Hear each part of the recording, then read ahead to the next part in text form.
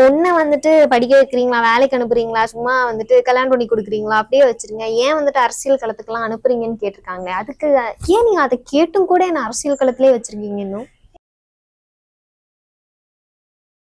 நல்ல ஒரு இயக்கத்துல வந்து நீங்க சேர்ந்திருக்கீங்க. இதை நான் முதல்ல உங்ககிட்ட சொன்னேன், வாங்க திராவிட முன்னேற்ற கழகத்துக்கு. இல்ல எனக்கு பிடிக்கல அப்படின்னீங்க. ஆனா இன்னைக்கு நீங்க இந்த எடுத்திருக்கிற இந்த முடிவு மிக தெளிவான ஒரு முடிவு. மீண்டும் உங்க மகள் வந்து தாவேகா தீர்வு சேரணும் அப்படின்னு சொன்னாங்க, உங்களோட முடிவு என்னவா இருக்கும்? அந்த மாதிரி ஒரு பைத்தியக்காரத்தனமான முடிவை எடுக்க மாட்டாங்கன்னு நான் நம்புறேன்.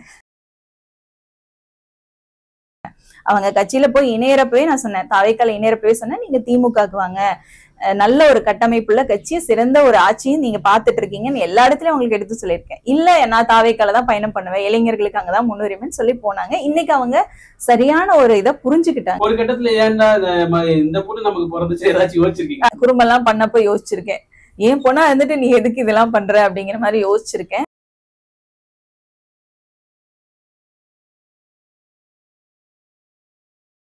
செய்தி மலர் வியூவர்ஸ்க்கு வணக்கம். இன்னைக்கு வந்துட்டு ஃபார் சேஞ்ச் எப்பவுமே அந்த சைடு உட்காந்துட்டு இருப்பேன். இன்னைக்கு ஃபார் சேஞ்ச் இந்த சைடு ஹோஸ்டிங் சைடு உட்காந்துட்டு இருக்கேன். இன்டர்வியூ வந்துட்டு அதான் எங்க அம்மாவை எடுக்கணும் அப்படின்னு சொன்னாங்க. சரி வை நாட், எப்போ பார்த்தாலும் அவங்க கூட உட்காந்துருக்கோம், இன்னைக்கு ஆப்போசிட்டா உட்காருவோம் அப்படின்னு சொல்லிட்டு இந்த சைடு உட்காந்துருக்கேன். ஸோ வாங்க கொஸ்டின் செக்ஷனுக்குள்ள போகலாம். இப்போ உங்க அம்மாட்ட கேட்க வேண்டிய கேள்வி ஏதாச்சும் இருக்கும்ல? நிறைய இருக்குங்க, 1 2 நிறைய வச்சிருக்கேன்.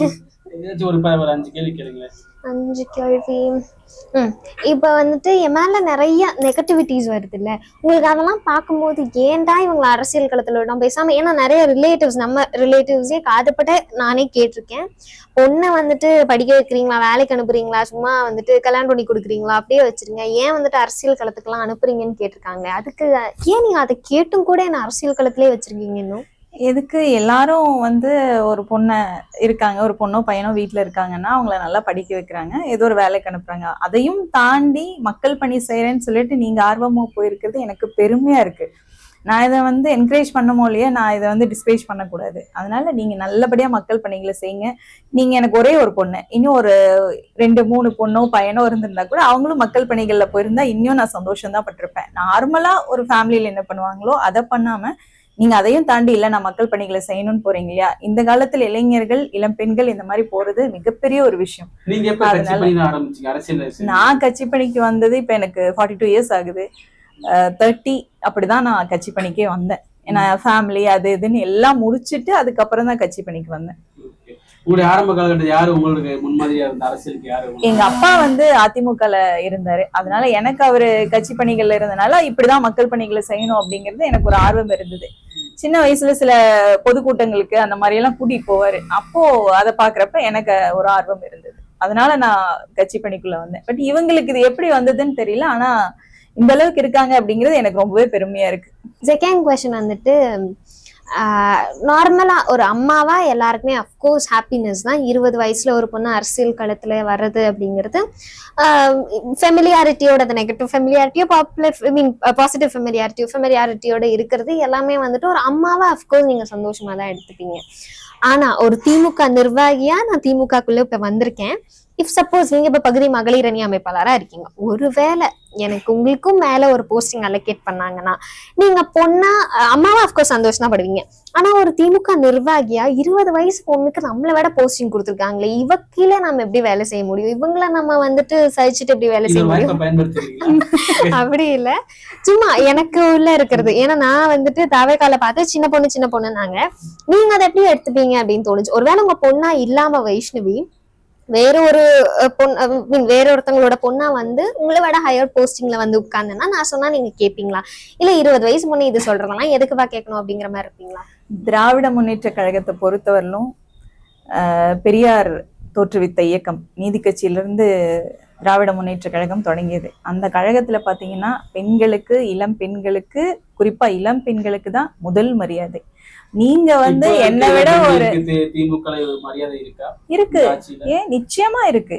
பாருங்க, இன்னைக்கு படிப்பை ஊக்கப்படுத்திட்டு இருக்காங்க. இருக்கு. நீங்க இல்லாம ஒரு பிம்பத்தை வந்து மற்ற கட்சிகள் கிரியேட் பண்றதை பார்த்துட்டு நீங்க இல்லைங்கிறது முடிவே பண்ணக்கூடாது. இருக்கிறதுனாலதான் நான் இவங்களை திராவிட முன்னேற்ற கழகத்துல இவங்க வந்திருக்காங்க, ரொம்ப வரவேற்கிறேன். நல்ல ஒரு இயக்கத்துல வந்து நீங்க சேர்ந்திருக்கீங்க. இதை நான் முதல்ல உங்ககிட்ட சொன்னேன், வாங்க திராவிட முன்னேற்ற கழகத்துக்கு. இல்ல எனக்கு பிடிக்கல அப்படின்னீங்க. ஆனா இன்னைக்கு நீங்க இந்த எடுத்திருக்கிற இந்த முடிவு மிக தெளிவான ஒரு முடிவு. திராவிட முன்னேற்ற கழகத்தை பொறுத்தவரை பெண்களுக்கு சுயமரியாதை இருக்கு. அவங்களோட அறிவுக்கு நார்மலா நீங்க எங்க போனீங்கனாலுமே அவங்களுக்கு நல்ல மரியாதை இருக்கு. அந்த மாதிரி ஒரு பேரியக்கமான கழகம் தான் திராவிட முன்னேற்ற கழகம். இல்ல திராவிட இதுல வந்து நீங்க என்ன விட ஒரு ஜாஸ்தி ஹையர் போஸ்ட் வாங்குறீங்கன்னா உண்மையிலே எனக்கு ரொம்ப சந்தோஷம். ஏன்னா இங்க வாய்ப்பு வந்து இளம் பெண்களுக்கும் பொண்ணா இல்லாம சாதாரண ஒரு பொண்ணா இருந்து நான் வந்து ரொம்பவே சந்தோஷம். இளம் பெண்கள் இன்னைக்கு அரசியலுக்கு வரணும். இதை விட மேல் பதவிகள்ல இருந்தாலுமே நீங்க அந்த பொண்ணுங்க சொல்றத கேப்பீங்களா அப்படிங்கறத கண்டிப்பா கேட்பேன். ஏன்னா உங்களோட அறிவுக்கும் உங்களோட மக்கள் பணிக்கும் கட்சிகாரம் உங்களுக்கு ஒரு அங்கீகாரம், கட்சி வந்து உங்களுக்கு ஒரு அங்கீகாரம் கொடுக்குது. அப்ப அந்த அங்கீகாரத்தை மதிச்சு போறதுதான் ஒரு கட்சியில நாங்க ஒரு தொண்டனா பயணிக்கிறதோட எங்களோட கடமை. இன்னொரு क्वेश्चन நான் கேக்குறேன். மீண்டும் உங்க மகள் வந்து தாவேகா தீர்வு சேரணும் அப்படின்னு சொன்னா உங்களோட முடிவு என்னவா இருக்கும்? அந்த மாதிரி ஒரு பைத்தியக்காரத்தனமான முடிவை எடுக்க மாட்டாங்கன்னு நான் நம்புறேன். ஏன்னா இன்னைக்கு தெளிவா இருக்காங்க. அதாவது அரசியல் களத்துக்கு அவங்க புதுசு. அரசியல் களத்துக்கு புதுசுங்கிறப்ப எப்பவுமே வந்து நீங்க அதாவது 18 இயர்ஸ் பிளஸ் ஆயிடுச்சா நீங்க எடுக்கிற முடிவு தான் அப்படிங்கறது தான் நான் சொல்றேன். அவங்களா ஒரு முடிவு எடுத்து தாவேக்கால போய் இணைந்தாங்க, அங்க பயணம் பண்ணாங்க, அங்க அரசியல் களம் என்னங்கிறத பார்த்தாங்க, அரசியல் எப்படி இருக்கணும், ஒரு அரசியலோட தலைவன் எப்படி இருக்கணும் அப்படிங்கறதையும் அவங்க தெரிஞ்சுக்கிட்டாங்க. அதனால திராவிட முன்னேற்ற கழகத்துல வந்து தலைவர் மு.க. ஸ்டாலின் அவர்களோட தலைமை எப்படி இருக்கு, கட்டமைப்பு எப்படி இருக்கு, எப்படி ஆட்சி பண்றாரு அப்படிங்கறத பார்த்துட்டு தெளிவான ஒரு முடிவோட திராவிட முன்னேற்ற கழகத்துல அவங்க இணைங்க இருக்காங்க. உங்களுக்கு வந்து டிஎம்கே கட்சியில இருந்து ஒரு அசைன்மெண்ட் மாதிரி கொடுத்திருக்காங்க. ஒரு சில யூடியூப் வீடியோ பார்த்திருப்பீங்க. பொண்ணை வந்து அந்த கட்சிக்கு அனுப்புங்க, அந்த கட்சிக்கு அவப்பேர் ஏற்படுத்துங்க அப்படின்னு சொன்ன மாதிரி ஒரு வீடியோஸ் நிறைய வருது. அது எந்த அளவுக்கு உண்மையா இருக்கும்? அது ஒரு வதந்தி இல்லைன்னா ஒரு தப்பான கருத்துனே வச்சுக்கலாம். நான் வந்து என் பொண்ணுக்கு சுதந்திரம் கொடுக்குறேன். 18 வயசுக்கு மேல ஆயிடுச்சா நீங்க யாருக்கு ஓட்டு போடணுங்கிற உரிமை உங்களுக்கு இருக்கு. அப்ப எந்த கட்சியில நீங்க பயணம் பண்றோங்கிற உரிமை உங்களுக்கு இருக்கு. கூப்பிட வேண்டியது என்னோட கடமை. அவங்க கட்சியில போய் இணையறப்பவே நான் சொன்னேன், தாவேக்கால இணையறப்பவே சொன்னேன், நீங்க திமுகக்கு வாங்க, நல்ல ஒரு கட்டமைப்புள்ள கட்சியை சிறந்த ஒரு ஆட்சியும் நீங்க பாத்துட்டு இருக்கீங்கன்னு எல்லா இடத்துலயும் உங்களுக்கு எடுத்து சொல்லியிருக்கேன். இல்ல நான் தாவேக்கால தான் பயணம் பண்ணுவேன், இளைஞர்களுக்கு அங்கதான் முன்னுரிமைன்னு சொல்லி போனாங்க. இன்னைக்கு அவங்க சரியான ஒரு இதை புரிஞ்சுக்கிட்டு திமுகல என் கூட பயணம் பண்ண வந்திருக்காங்க. சிறப்பு பயணம் பண்ணுவாங்க, மக்கள் பணிகளை பண்ணுவாங்கன்னு எதிர்பார்க்கிறேன். எனக்கு ஒரு சின்ன கொஸ்டின் இருக்கு. அதாவது வந்து நீங்க இந்த 20 வயசுல இப்ப எனக்கு ஒரு 40-45 நான் கேக்குறேன். நான் வந்து உங்க ஏஜ்ல எனக்கு ஒருத்தவங்க வந்து என்னை பத்தி தப்பா பேசினாங்க அப்படின்னா அது எனக்கு கொஞ்சம் கஷ்டமா இருக்கும், அதுல இருந்து பின்வாங்குவேன். பட் நீங்க வந்து இந்த அளவுக்கு களத்துல நிக்கிறீங்கன்னா எப்படி கருத்தியல் ரீதியா நான் உங்ககிட்ட பேசின விஷயம் வீட்டுல பேசியிருக்கேன், நீங்க சொல்லியிருக்கீங்க அவங்க வந்து தப்பான ஒரு கமெண்ட்ஸ் எல்லாம் போடுறாங்க. பட் ஆனா அவங்க எவ்வளவு தப்பான கமெண்ட்ஸ் போட்டாலும் நான் கருத்தியல் ரீதியா தான் கொடுப்பேங்கிறீங்க. இந்த ஒரு உறுதி உங்ககிட்ட எப்படி வந்துச்சு? ஒருவேளை 2K கிட்ஸ்க்கு இந்த மாதிரி இருக்குவாங்க எனக்கு ஒரு டவுட்டா தான் கேக்குறேன். அப்படி இல்ல, அந்த உறுதி வந்ததுக்கு முக்கிய காரணம் நீங்கன்னு கூட சொல்லலாம். ஏன்னா புகழ்ந்துக்கிறது இல்ல, நீங்கன்னு இல்ல, அப்பாவாகட்டும் 2 பேருமே வந்துட்டு இது வரைக்கும் அவங்க இந்த நெகட்டிவிட்டிக்கு என் மேல ஒரு ப்ரெஷர் அவங்க போட்டதே கிடையாது. நீங்களாகட்டும் என் மேல போட்டது கிடையாது, அப்பாவாகட்டும் போட்டது கிடையாது. இத்தனை நெகட்டிவிட்டிஸ் வருது, நீ அப்படி பண்ணிட்ட இப்படி பண்ணிட்ட, இதனால ஃபேமிலியோட ரெப்யூட்டேஷன் போகுது, இது எதுவுமே அவங்க என்கிட்ட சொன்னது கிடையாது. அதனாலயோ என்னவோ எனக்காக நிக்கிறவங்களுக்காக நான் இதுல ஸ்ட்ராங்கா நிக்கணும் அப்படின்னு தோணுச்சு. நான் களத்துல இருக்கணுங்கிறதுக்காக தான் அவங்க இது எல்லாமே சகிச்சுட்டு இந்த வார்த்தைகள் அவங்க காதுபட அவங்க அப்பா ஸ்க்ரால் பண்ணும்போது பார்த்தாலும் ஓகே, அம்மா ஸ்க்ரால் பண்ணும்போது பார்த்தாலுமே ஓகே, அவங்க இது வரைக்கும் என்கிட்ட எக்ஸ்பிரஸ் பண்ணதில்லை எனக்கு இது கஷ்டமா இருக்கு வைஷு அப்படின்னு சொல்லிட்டு. ஸோ அதுக்காக களத்துல ஸ்ட்ராங்கா நிக்கணும், இதை பாசிட்டிவா அக்செப்ட் பண்ணணும் அப்படின்னு சொல்லிட்டு நினைச்சேன். மேக்சிமம் ஃபுல்லாவே ஃபேமிலி தான். அவங்க என்ன ப்ரெஷர் பண்ணல, அதனால நானும் ப்ரெஷர் ஆகல, அது அப்படியே ஈஸியா எடுத்துட்டேன். ஓகே, இன்னொரு டவுட், டிவிக்கு இருக்கும்போது நலத்திட்ட உதவிலாம் பண்ணுவாங்கல்ல, இப்போ அவங்களுக்கு மணிங்கிறது எப்படி அவங்களுக்கு வரும்? நீங்க கொடுப்பீங்களா நலத்திட்டம் பண்ண? இல்ல, அவங்க சின்ன வயசுல இருந்தே கொஞ்சம் சேமிப்புல கவனமா இருந்தாங்க. நாம ஏதாவது செலவுக்குன்னு கொடுத்தோம்னா அதை சேமிப்பா போட்டு வைப்பாங்க. அப்புறம் அதை எடுத்து இப்போ அவங்க கிட்ட ஒரு 50,000 ஆயிடுச்சுன்னு வச்சுக்கோங்க, அதை எடுத்து டெபாசிட் போட்டு அதுல இருந்து வர இன்ட்ரெஸ்ட் எடுத்து அது ஒரு சேவிங்கா போடுவாங்க, ஒரு RD அக்கௌண்ட் மாதிரி போடுவாங்க.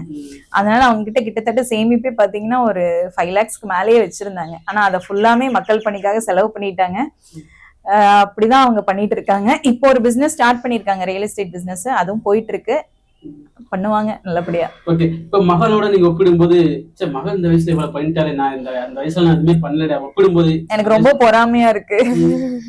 என் பொண்ணு இந்த வயசுல இவ்வளவு பண்றாங்க, நம்ம எல்லாம் மிஸ் பண்ணிட்டோமே, சரி நம்ம இந்த மாதிரி 40 இயர்ஸ்ல எங்கேயோ இருந்திருப்போமே அப்படிங்கிற மாதிரி எனக்கு பொறாமையெல்லாம் சில நேரங்கள்ல இருந்திருக்கு. பட் அவங்க வளர்றது இன்னுமே சந்தோஷம் தான். ஒரு கட்டத்துல ஏன்டா இந்த பொண்ணு நமக்கு பிறந்துச்சு ஏதாச்சும் யோசிச்சிருக்கீங்க? அப்படியெல்லாம் நான் யோசிச்சதே இல்லை. சொல்ல மாட்டேன். ஆமா ஆமா, குறும்பெல்லாம் பண்ணிருக்காங்க. குறும்பெல்லாம் பண்ணப்ப யோசிச்சிருக்கேன், ஏன் பொண்ணா இருந்துட்டு நீ எதுக்கு இதெல்லாம் பண்ற அப்படிங்கிற மாதிரி யோசிச்சிருக்கேன்.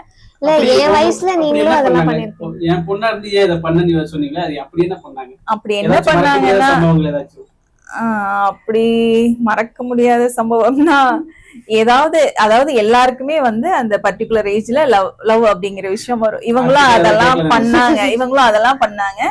செலக்ட் பண்ணுங்க, ஒரு லைஃப் பார்ட்னரை செலக்ட் பண்றதுங்கிறது வந்து அதுக்கான ஏஜ் வரணும் ஒண்ணு. இன்னொரு விஷயம், அப்புறம் செலக்ட் பண்ற பர்சன் வந்து நல்ல பர்சனா இல்லையாங்கிறத பாக்கணும். இவங்களுக்கு அதை செலக்ட் பண்ண தெரியாம ஒரு பர்சனை கொண்டு வந்து நிப்பாட்டினாங்க. நான் சொன்னேன் இப்படிதான் இருக்கும் இவங்களோட உனக்கு லைஃப் பார்ட்னர் இவங்க அப்படின்னா இதுல இவ்வளவு ப்ராப்ளம் இருக்கும், இவ்வளவு நெகட்டிவ் இருக்கும், இவ்வளவு பாசிட்டிவ் இருக்கும், நீங்களே முடிவு பண்ணிக்கோங்கன்னா அவங்களே அப்புறம் அதுல இருந்து புரிஞ்சுட்டு வெளியே வந்துட்டாங்க.